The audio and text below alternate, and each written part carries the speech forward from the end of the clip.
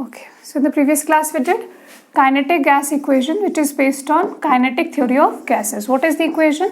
PV equals to 1 upon 3 mnu square, right?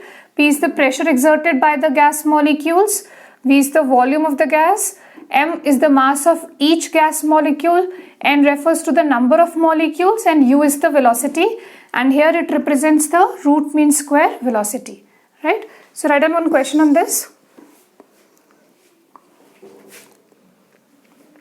Calculate the pressure exerted by the gas molecules. Calculate the pressure exerted by the gas molecules. ठीक है, we'll let gas molecules का जो number है ना, just let's mention the number by 10 raised to power 20. इतना gas molecules है.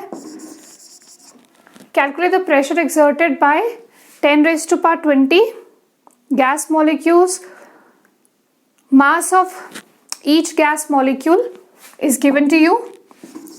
Mass of each gas molecule is equal to 20 into 10 to the power minus 27 kg. Volume of the container is 100 liter, and the velocity possessed by the molecules, velocity possessed by the gas molecules is also given in the question.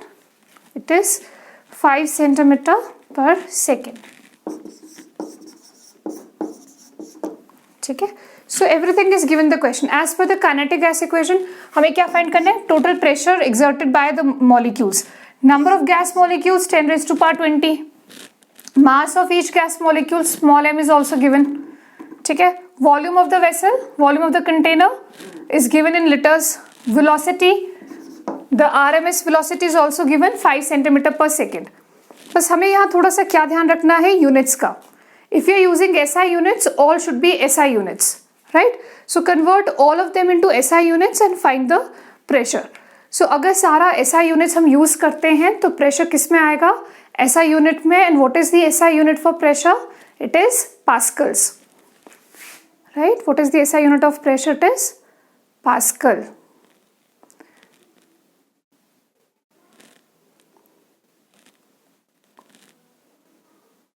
Okay.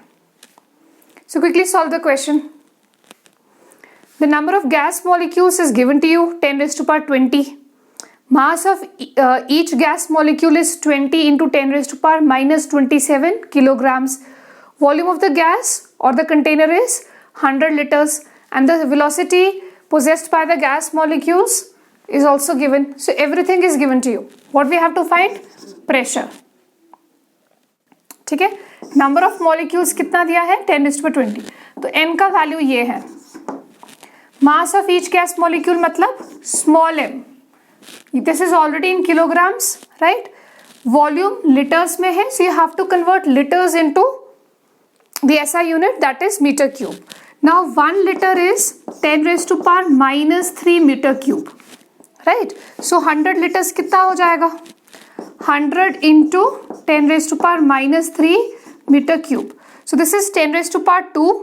ये 10 raised to power minus 3 है. So 3 minus 2 कितना बचेगा? minus 1. Right? So 1 liter होता है 10 raised to power minus 3 meter cube. तो 100 liters के लिए multiply करेंगे 10 raised to power minus 3 को 100 से. तो 100 can be written as 10 raised to power 2. So 10 की पावर 2 है, 10 की पावर minus 3 है, तो minus 3 plus 2 कितना हो जाएगा? minus 1. So 100 liter is equivalent to this. So volume will be taken as 10 raised to power minus 1. Pressure हमें find करना है, ठीक है? So pressure we have to calculate 1 upon 3. Mass of each molecule is given 20 into 10 raised to power minus 27 kilograms. Number of molecules 10⁻20, ठीक है। Volume 10⁻⁻1, PV है ना, तो V को हम इधर ले गए, so PV equals to 1/3 mNu²। Now velocity कितना है, सेंटीमीटर्स में है, ठीक है। So convert centimetres into this, तो 5 सेंटीमीटर्स पर सेकेंड है। So to convert centimetres into metres, what we do, we multiply by 10⁻⁻²। So centimetres metres में हो गया पर second, right. 1 centimetre is 1/100 metres या 10⁻⁻² मीटर्स। तो 5 सेंटीमीटर्स 5 को मल्टीप्लाई करेंगे, सो यहाँ पर वेलोसिटी आ जाएगा 5 × 10⁻⁻² इन मीटर्स पर सेकेंड। बट वेलोसिटी का स्क्वायर करते हैं तो ये ध्यान रखने की यहाँ पर स्क्वायर भी लेना है, ठीक है। So just check the substitution.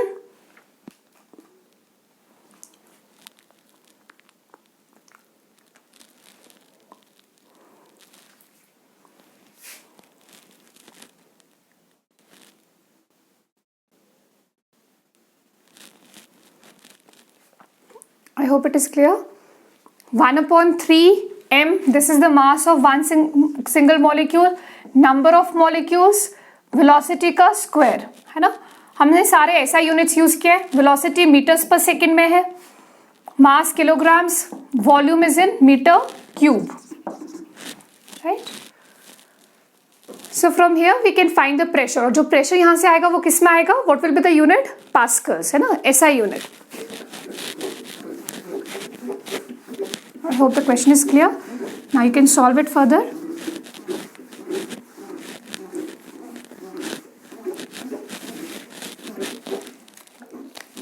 तो यहाँ से जो भी हमारा आंसर आएगा that will be in pascals, है ना। Pressure exerted by the gas molecules will be in pascals.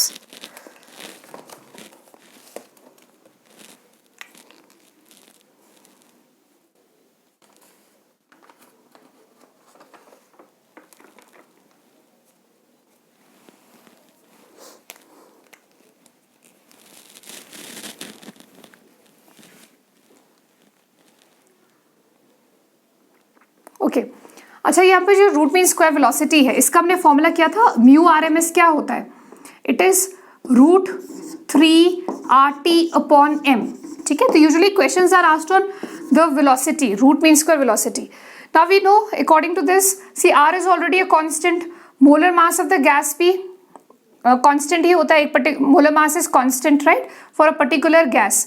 तो अगर एक पर्टिकुलर गैस के लिए हम टेम्परेचर इंक्रीज करते हैं, so what will be the change in velocity. For example the question is asked, if temperature is increased from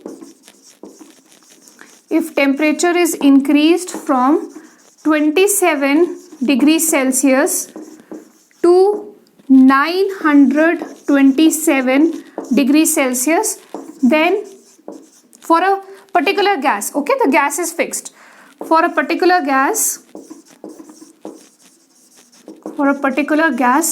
then what is the ratio of its, then how many times the velocity will increase.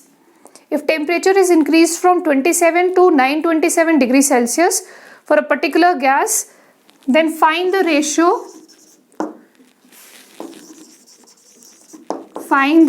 of velocities at the two temperature, mu RMS, ठीक है, at two different temperatures.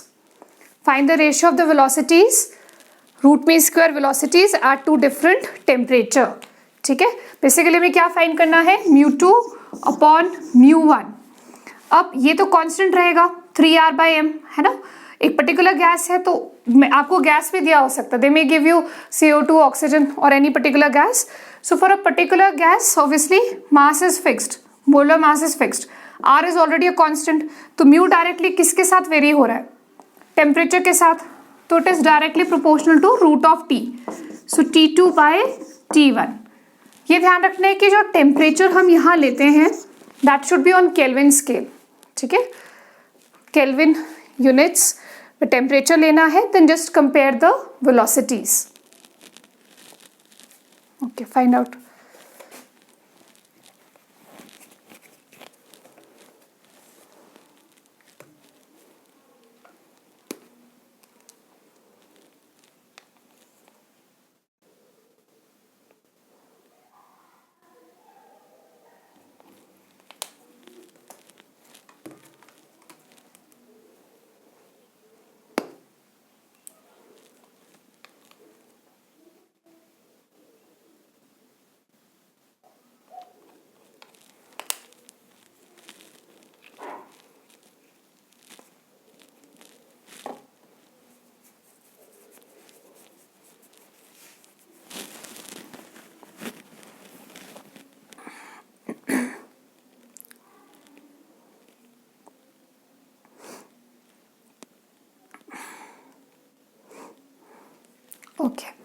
So I hope you've done. So temperature का ratio we have to find out. That will give you the ratio of the velocities. So mu2 upon mu1 is equal to root of, what is the temperature? Higher temperature T2, that is 927. So 927 plus 273 gives you the temperature on Kelvin scale, because Celsius है, Celsius में 273 add करेंगे तो Kelvin आ जाएगा. तो 927 plus 273 करो, कितना आ रहा है? This gives you 1200 Kelvin, right? What is T1? What is T1? T1 is 27. So 27 मतलब 300 Kelvin. ठीक है. So 1200 Kelvin upon 300 Kelvin and root भी लेना है. So 4 times 12 and root 4 is 2. So what is the ratio of velocity? Mu2 is 2 times more than mu1. मतलब the velocity at temperature T2, that is 927, is double the velocity at temperature T1. ठीक है. तो velocity क्या हो रहा है? Double हो रहा है ना. तो अगर टेम्परेचर को हम इंक्रीज करें, देखो टेम्परेचर कितना इंक्रीज हो रहा है? 4 टाइम्स. इन दोनों टेम्परेचर का रेशियो क्या है? 4:1. ठीक है. So if temperature is increased 4 times, velocity increases 2 times. So we can draw this analysis from here, right. Temperature कितना टाइम्स इंक्रीज हो रहा है? 4 टाइम्स. और वेलोसिटी कितना टाइम्स इंक्रीज हो रहा है? 2 times, right. So likewise we can compare the velocities at 2 different temperature using this relation. Okay, then a gas molecule possesses 3 types of motion.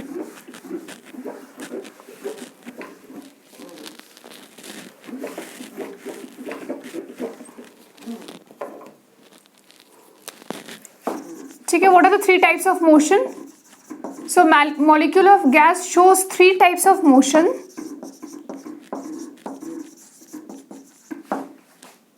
That is translatory,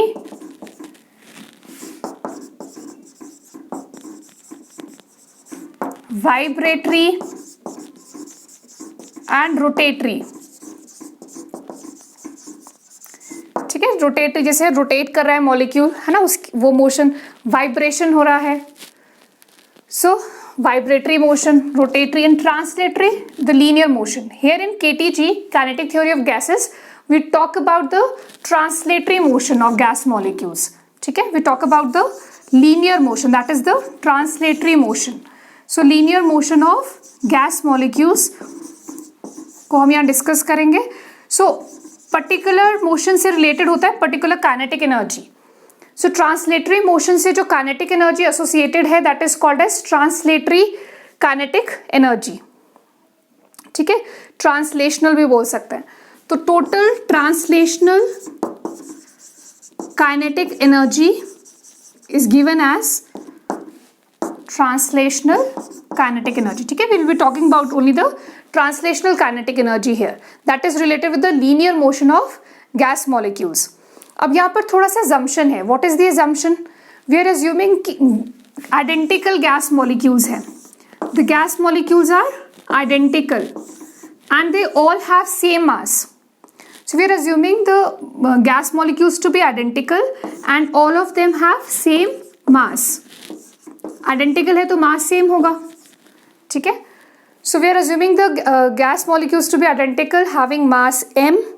Now the total kinetic energy for these gas molecules will be equal to half m u1 square. u1 is the velocity of the first gas molecule. For example, इसका velocity u1 है, इसका velocity u2 है, ठीक है, इसका velocity u3 है, and likewise. So they possess different velocities, but mass is same for all. So total kinetic energy क्या होगा सब gas molecules के लिए? Half m u1 square plus half m u2 square. The formula for kinetic energy is half mv square, right? So हम यहाँ पर ये assume कर रहे हैं कुछ gas molecules का u1 square है, ठीक है, कुछ का velocity u2 है, likewise half m u3 square, right? So we are assuming identical gas molecules having mass m. So the total kinetic energy is given as half m u1 square u2 square half m u3 square. ठीक है, this is the total kinetic energy. Now take half m common, so it becomes half m brackets में आ जाएगा because half m तो common है सबके लिए, u1 square plus u2 square plus u3 square. Now the velocity we are talking about is the RMS velocity, right? RMS velocity hypothetical होता है, यहाँ पर हम ये assume करते हैं कि सबका kinetic energy molecules का total kinetic energy is same for all the molecules. Now see, from the kinetic, from the root mean square velocity expression, root mean square का जो हमने expression किया है वो क्या है? Square root of mean of the squares of different speeds. This is what we had done. How do we define root mean square velocity? It is square root of the mean of squares of different speeds possessed by the molecules. That is the root mean square velocity. Up squaring on both the sides, we get mu RMS square is equal to mu1 square mu2 square plus mu3 square by n. ठीक है, हमने दोनों तरफ square किया तो ये expression आ जाएगा. अब यहां पर ये वाला जो पार्ट है mu1 plus mu2 plus mu3 square, this is equal to n into mu RMS square. Okay, this is what we will substitute here. ये जो mu1 square plus mu2 square plus mu3 square है, this can also be written as mu RMS square into n. सो mu RMS square into n.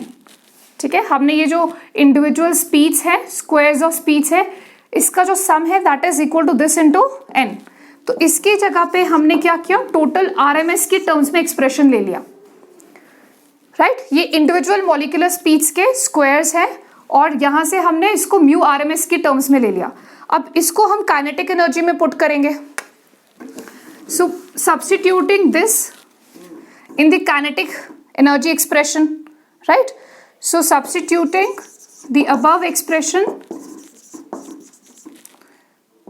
in kinetic gas equation, sorry, in kinetic energy expression, kinetic energy, you can number them also, है ना. So you can number this as equation 1, equation 2. So you can substitute this here now. So what does this become? mu1 square plus mu2 square plus mu3 square की जगह mu RMS square into n आ जाएगा.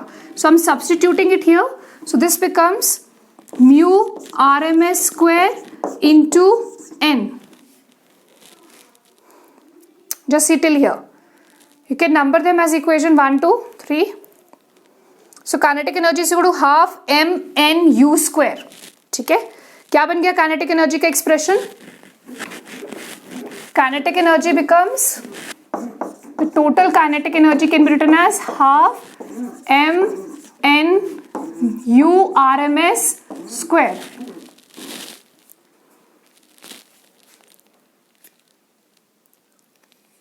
Half mn u RMS square. Right? Okay. Now this is again the total energy. Now remember from the kinetic gas equation, अब इसका एक और expression हम देखेंगे. From the kinetic gas equation,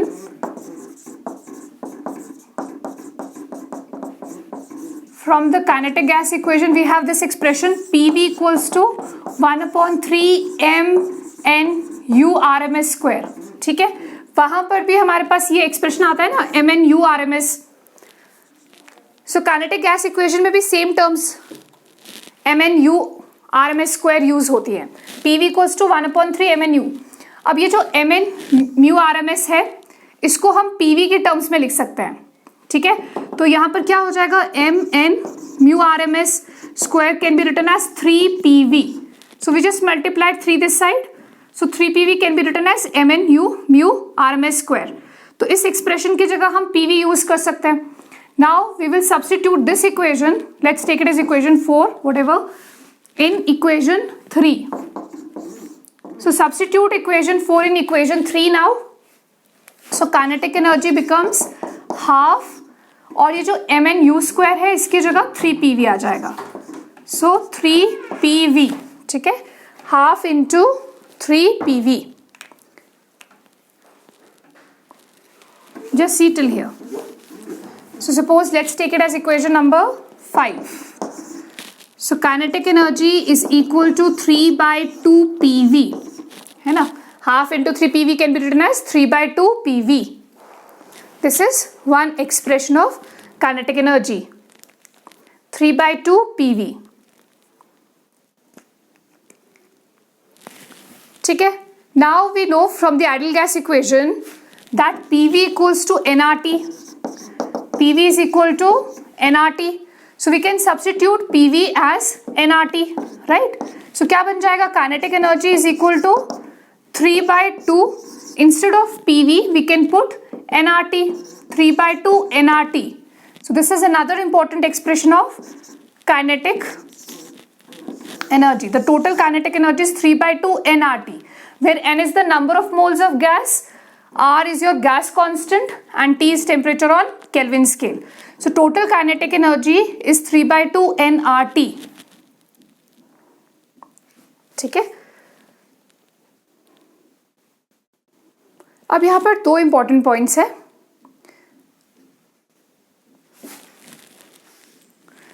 Point number 1. When pressure is doubled, if I increase the pressure, the kinetic energy does not change. ठीक है. हमारे पास ये एक्सप्रेशन है. नॉर्मली हम क्या करेंगे कि प्रेशर इंक्रीज हो रहा है, kinetic energy is directly proportional, तो kinetic energy will also increase, but no it is not like that. At constant temperature we have done Boyle's law, the product of PV remains constant at constant temperature. So अगर हमने temperature change नहीं किया है, ठीक है, हमारे पास एक vessel है और उसके अंदर गैस मॉलिक्यूल्स है, एंड वो वेसल टेम्परेचर T पे है, एंड वी इंक्रीज द